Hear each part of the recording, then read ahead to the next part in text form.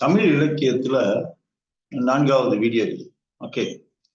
10 பாட்டு நம்ம ஏற்கனவே எட்டு தொகை நூல்களை பற்றி பார்த்தோம். நம்ம இதுல 10 பாட்டு நூல்களை பற்றி நம்ம பார்க்கலாம். நம்ம ஓகே.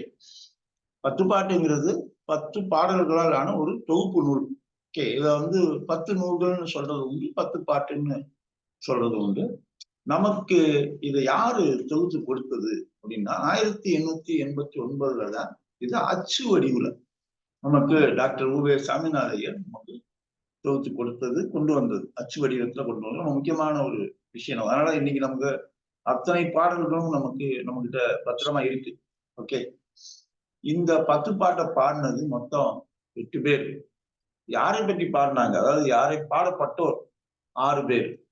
இந்த 10 பாட்டுல 5 இலக்கியங்கள் ஆற்றுப்படை இலக்கியங்கள், அக இலக்கியங்கள் 4, புற இலக்கியம் 6. அக இலக்கியங்கள்ல பாட்டுடை தலைவனின் பெயர் சுட்டப்பெறும் மரபு தமிழ் இலக்கியங்கள்ல இல்ல. பாட்டுடை தலைவன் அதுல இருக்க மாட்டாங்க. ஓகே. இதுல அக இலக்கியங்கள்ல அதனால ஒரு 4 இலக்கியங்கள்ல பாட்டுடை தலைவன் இல்ல. ஓகே.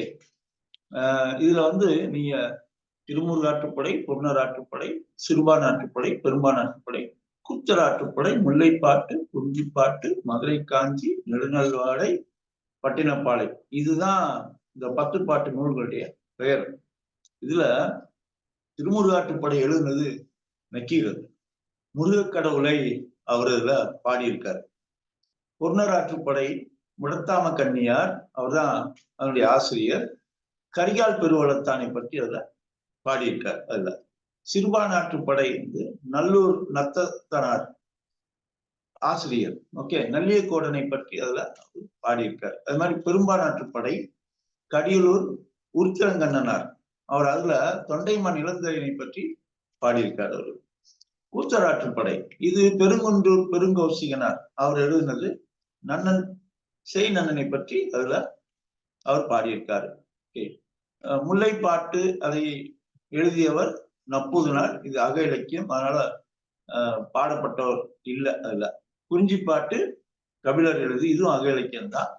மதுரை காஞ்சி இதை எழுதியவர் மாங்குடி மருதனார், பாண்டிய நெடுஞ்செழியனை பற்றி அதுல பாடியிருக்காரு. நெடுநல்வாடை இதை எழுதியவர் நக்கீரர், இதுவும் அக இலக்கியம். பட்டினப்பாலை கடியலூர் உருத்திரங்கண்ணனார், இதுவும் அக இலக்கியம். இதுல நக்கீரர் திருமுருகாற்றுப்படையையும் நெடுநல்வாடை இந்த இரண்டையும் அதுல எழுதியிருக்காரு. அதே மாதிரி கடியலூர் உருத்திரங்கண்ணனார் பெரும்பானாற்றுப்படையையும் பட்டினப்பாளையும் எழுதியிருக்காங்க. 2 நூல்களை அவங்க எழுதியிருக்காங்க. அல்ல, மொத்தம் எழுதியவர்கள் 8 பேர் இதுல. ஓகே. பாடப்பட்டோர் இதுல 6 பேர். ஓகே. ஏன்னா அது புற இலக்கியங்கள். அக இலக்கியங்கள்ல பாடப்பட்டோருடைய, அதாவது இப்படி பாட்டுடை தலைவனை வைத்து பாடுவது மரபு இல்லைங்கிறதுனால அதுல இல்ல நமக்கு. ஓகே.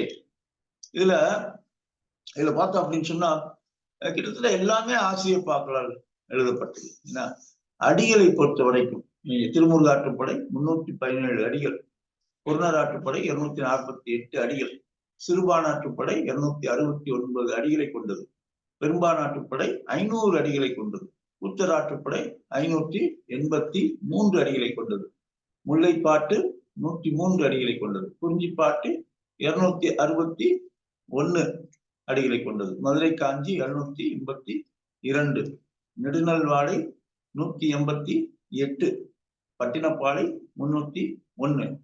அப்ப உங்களுக்கு இப்ப நீங்க இதுல ஒரு விஷயத்தை நீங்க கவனிச்சிருப்பீங்க. மொத்த அடிகள் 10 பாட்டுல 3552 அடிகள். 10 பாட்டுல மிகப்பெரியது மதுரை காஞ்சி 782 அடிகள். இதுல மிகச்சிறியது முல்லைப்பாட்டு 103 அடிகள். ஏன்னா நம்ம 10 பாட்டுடைய அடிப்படையான அம்சங்களை நாம இன்னைக்கு பார்த்திருக்கோம். பின்னால வரக்கூடிய வீடியோக்குள்ள இன்னும் நம்ம சில விஷயங்களை கூடுதலா பார்ப்போம்னா, அடுத்த வீடியோல நாம 11 கீழ்கணக்கு நூல்களை பற்றி நாம அடிப்படை அம்சங்களை அடுத்த வீடியோல பார்ப்போம்.